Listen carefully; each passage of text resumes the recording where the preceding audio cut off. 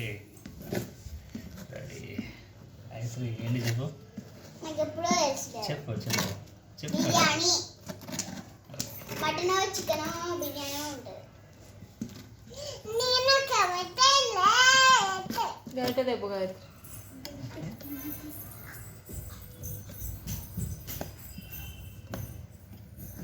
కాలుతాం కదా బాగా, మనం తొందరగా తీసుకున్నాం ఎలా తొందరగా తీసుకున్నాం.